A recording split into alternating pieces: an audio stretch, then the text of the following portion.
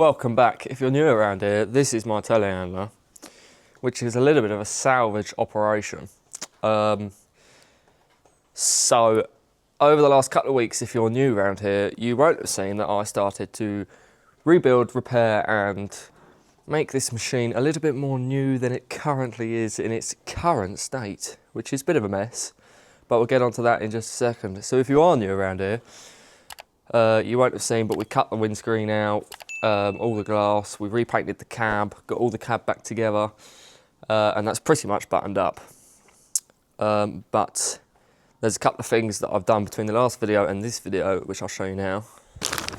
Also, for those of you that are new, I'm actually a full-time farmer, so sometimes the videos seem a little bit like not much progress gets made, but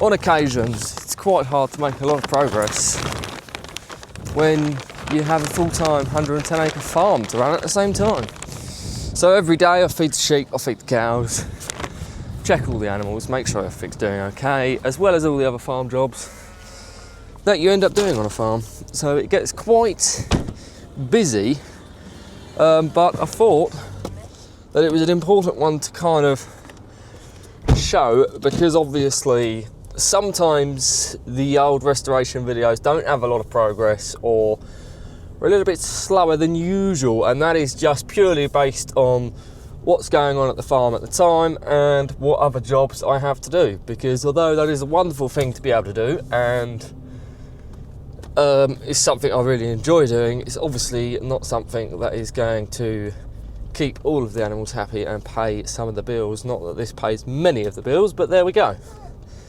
So yeah, I thought I'd just include that in this one for those of you that are new around here and haven't seen any of my summer videos of all my haymaking and stuff like that, because otherwise it may just appear like I'm a little bit lazy, when the reality is I just am very busy and can't always put my focus and sole attention into one project or idea really.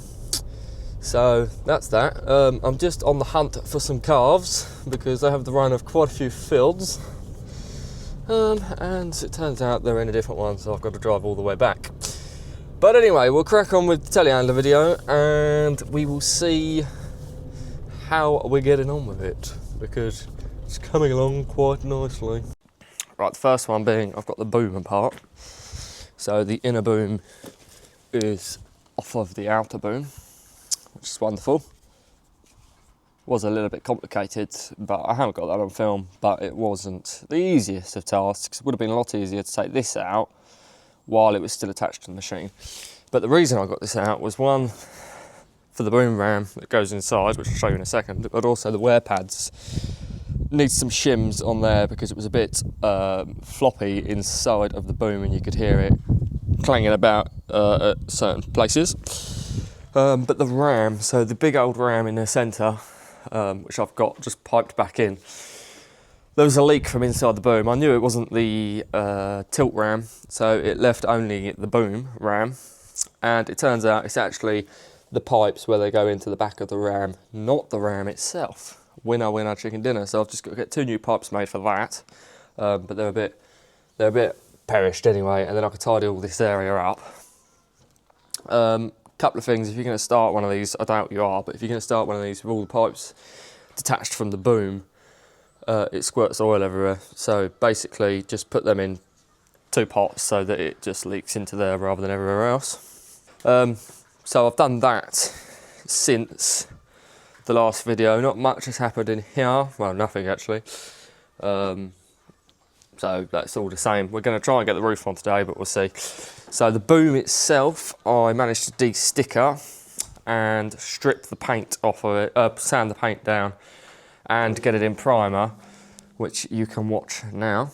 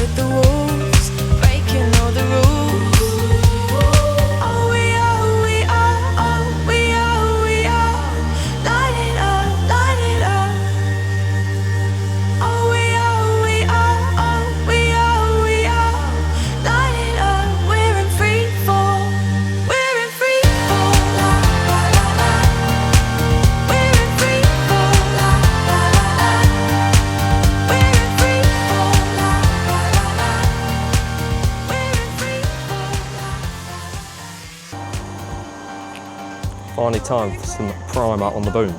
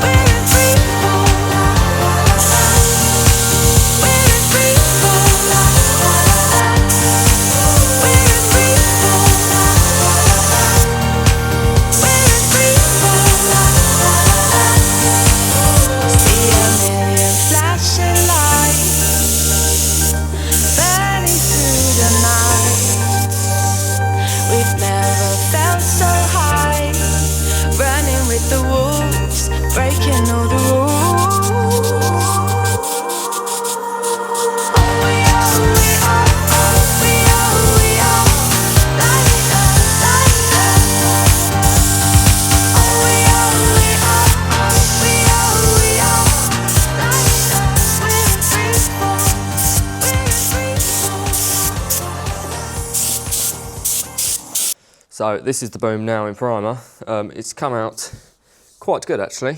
Don't know what that little patch is there about. It's a bit strange, it's just a random lighter area. But on the whole, she's come out pretty nice. I haven't done the underside yet because it's a bit more difficult because of, well, trying to hold it up. But